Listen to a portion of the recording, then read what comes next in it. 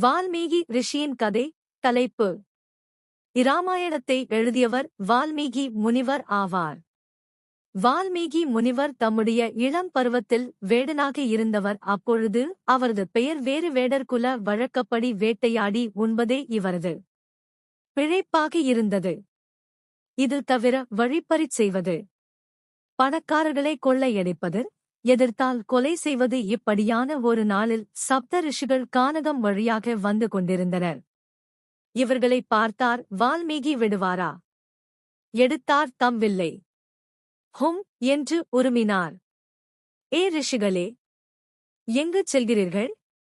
எடுங்கள் பொருட்களை, இல்லையென்றால் உங்களைக் கொன்று விடுவேன். சப்த ரிஷிகள் சாந்தமானவர்கள், கோபமே அறியாதவர்கள். அப்பா, அவசரப்படாதே. ரிஷிகளான எங்களிடம் ஏது பொருள்? அது இருக்கட்டும், நாங்கள் உன்னிடம் ஒரு கேள்வி கேட்கட்டுமா? கேளுங்கள். எளக்காரமாக சிரித்தார் வால்மீகி. எத்தனை பேர் இப்படி சிரித்து தம் வாழ்வை தொலைத்தனர் என்பதை பாவம் வால்மீகி அப்பொழுது அறியவில்லை. கர்வப்பட்டவர்கள் என்றும் வாழ்ந்ததில்லை என்பது வரலாறு காட்டுமா உண்மை? நீ இப்படி பாவங்கள் செய்து சம்பாதித்து என்ன செய்கிறாய் என்றனர் ரிஷிகள். எதற்கு சம்பாதிப்பது? குடும்பத்தை காப்பாற்றத்தான். மீண்டும் இளக்காரம் பண்ணினார் வால்மீகி. சரியப்பா, கோபிக்காதே. சம்பாத்தியத்தில் பங்கு கேட்கும் உனது பெண்டாட்டி, பிள்ளைகள் இந்த வருமானத்தில் வரும் பாவத்தை பங்கு போட்டுக் கொள்வார்களா? கேட்டுக்கொண்டு வாயேன். நாங்கள் எங்கும் போக மாட்டோம். வால்மீகிக்கு மனமில்லை. ஆனால் என்ன செய்வது? நல்ல கேள்வி ஒன்றைக் கேட்டு சிந்தனை என்ற ஒன்று இல்லாது இருந்த தம்மையும் சிந்திக்க செய்துவிட்டார்களே இவர்கள். சிந்தனையுடன் வீடு நோக்கி ஓடினார் வால்மீகி. என்னையா, அதுக்குள்ளே வந்துட்டே. வேட்டை ஒண்ணும் கிடைக்கல்லியா என்றாள் வால்மீகியின் மனைவி ஏதோ தானியத்தை புடைத்துக் கொண்டே. மகன் வெளியில் விளையாடிக் கொண்டிருந்தான். அது கிடக்கட்டும். இப்படி நான் பாவம் செய்து சம்பாதிக்கிறேனே, அதுல உனக்கும் பங்குண்டா இல்லையா சொல்லு. வால்மீகியின் வாழ்க்கையில் மாற்றங்கள் நிகழத் தொடங்கியது.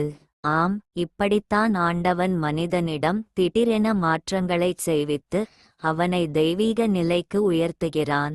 அழுத்துக் கொண்டே வரும் வால்மீகியைக் கண்டனர் ரிஷிகள். சரிதான், மாற்றம் ஆகிவிட்டது. இனி வால்மீகி முன்னுக்கு வந்து விடுவான். கண்ணீர் அவ்வளவு வலிமை வாய்ந்தது. உள்ளம் உருகி ஒருவன் விடும் கண்ணீர் அவனை கரை சேர்த்துவிடும். ரிஷிகளே, சரணம், உங்கள் பாதம் சரணம். நான் உண்மையை அறிந்தேன், என்னை கடைத்தேற்றுங்கள். வால்மீகி ரிஷிகளின் காலில் விழுந்து கதறினார். அழாதே, ராமா ராமா என்று சொல், நீ முக்தி அடைவாய் என்றனர் ரிஷிகள்.